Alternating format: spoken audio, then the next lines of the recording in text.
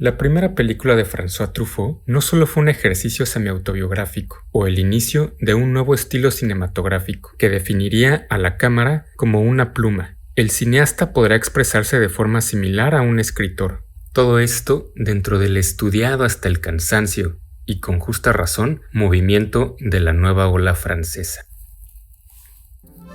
Pero a 64 años de su estreno en salas de cine, el filme sigue dejando reflexiones importantes. Antoine Doinel representa al individuo que se encuentra intrínsecamente arraigado a las circunstancias del mundo cultural que lo rodea. Es un reflejo de las prácticas y costumbres de la sociedad, así como del sistema que nos envuelve.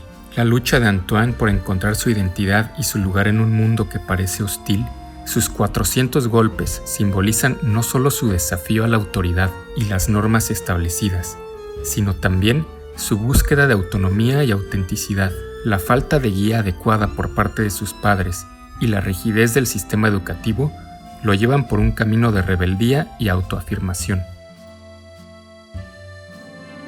Ben, à cause de ma mauvaise conduite. Et puis pourquoi je travaille mal en classe? Eh bien, dis-le-moi. Parce que j'arrive pas à écouter. Et puis je voudrais quitter l'école pour gagner ma vie tout seul. El filósofo francés Michel Foucault habla de los mecanismos sociales y penales que surgieron en la Edad Moderna, aplicados al sistema educativo bajo el término disciplina. La vigilancia jerárquica, el castigo, el examen, son todos elementos uniformadores que actúan bajo la lupa calificadora de los polos extremos del bien y del mal. Quien se salga de la norma será condenado, señalado y disciplinado para volver a la prisión del control. ¿Cuántos de nosotros nos podemos identificar con el personaje de Antoine Doinel? Je mens de temps en temps, quoi. Des fois, je leur dirais des choses qui seraient la vérité, ils me croiraient pas, alors je préfère dire des mensonges. En la actualidad domina el discurso meritocrático, donde se hace responsable al individuo por sus éxitos y fracasos, y cualquier destino que se nos presente lo podremos solventar echándole ganas, ignorando por completo que realmente somos producto de las condiciones materiales en las que nos desarrollamos. La familia disfuncional es una normalidad que causa más impacto sobre todo en países de América Latina.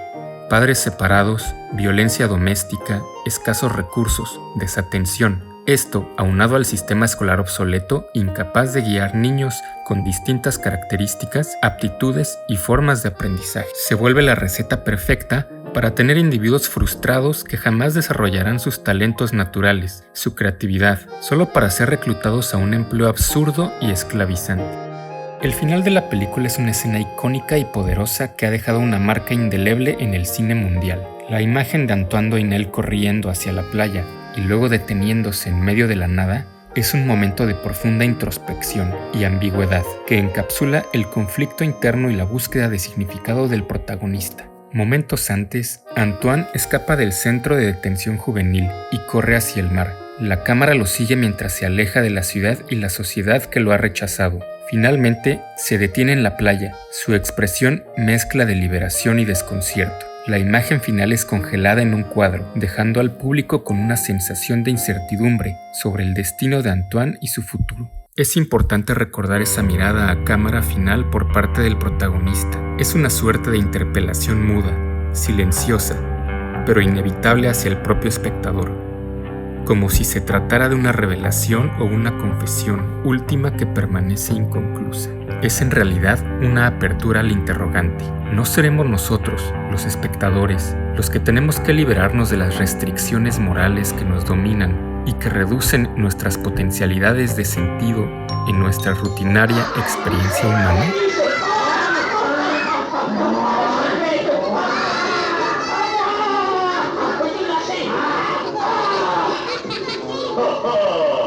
Ça y est,